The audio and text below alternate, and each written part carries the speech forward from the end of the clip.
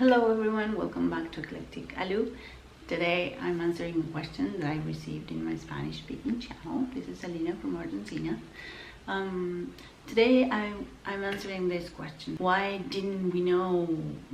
How come I didn't realize this is what was happening? That I was with a covert narcissist. That's the question that I received. The main thing here is to understand that you have been tricked.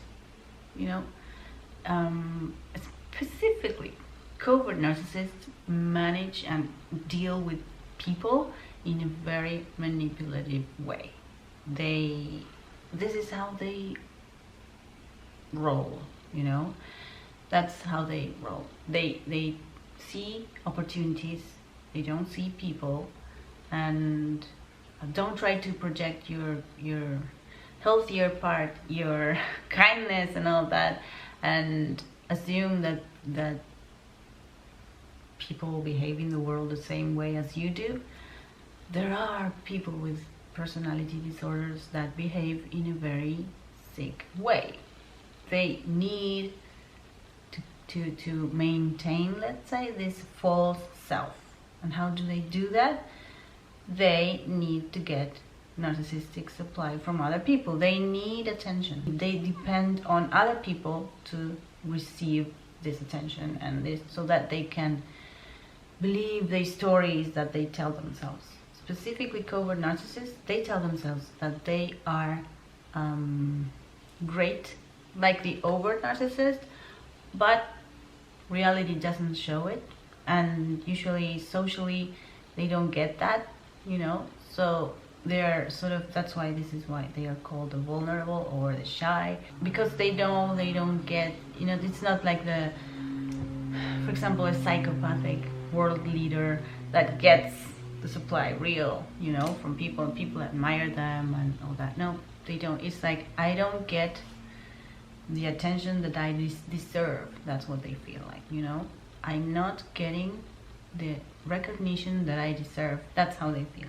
So that's why they have this victim-y aura, right? They appear as victims. They play the victim role very well, and when you meet them, it's that plays into your rescuer, healer, helper side. So they play into that, and that's how you're tricked. Okay, on your part, the work you need to do is to understand that first, people like this exist out there. Second, this is not a telenovela. It's real, although it sounds like a telenovela. It's very, very real, or a soap opera. We call it telenovela here. So yeah, it's real. This happens, first of all. Second of all, you are not supposed to rescue anybody. You're not supposed to help anybody. If you are in a romantic relationship, more specifically, you're not supposed to be the rescuer, be the helper, be the savior. Your value does not reside on what you can do for your partner. You being you, that's the value. You just have to be you. You don't have to do more. You don't have to sacrifice yourself for the person that you're with. I'm referring here to a romantic relationship, to a work relationship, to a friend's relationship, brother, sister, mother, father, daughters, sons. Although with sons and daughters it's very difficult, because you're supposed to love them unconditionally. But this is, sons and daughters, this is when they are very, very old. Older. Kids are not narcissistic. You cannot diagnose kids as narcissists, as anything, psychopaths. No.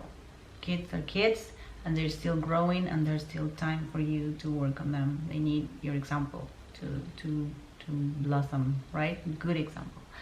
But that's another thing. So in a relationship, you're not supposed to save anybody, okay? So that's your work. That's the work you need to do, right? So that's one thing. And then the other part is that they tricked you, okay? And you bought into that.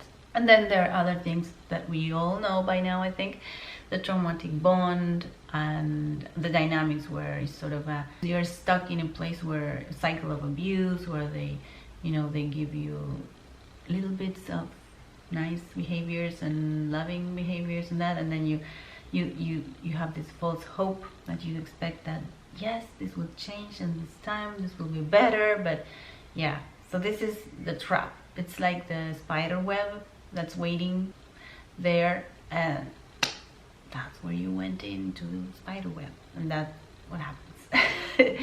So yeah, that's my answer to this question in a very succinct way and very reductive way, because it's complex. But basically, know that there was sort of a trap, because they're waiting for you to get there so that they can get you, you know. That's how they behave, because they need that. It's not like, oh, they're bad people. No, that's part of their disorder. They behave like this. And so you were there with your own little issues where you thought you could help somebody, that maybe you could be the good guy and rescue the damsel in distress, and, you know, well, oblivious to the fact that this was a shark that was eating you. Okay, that was too graphic. Okay, that's all for today. I hope this was helpful and useful. Any questions, please leave them down below. Give this video a like so that you can help me reach more people. And thank you for being here. See you next week. Bye bye.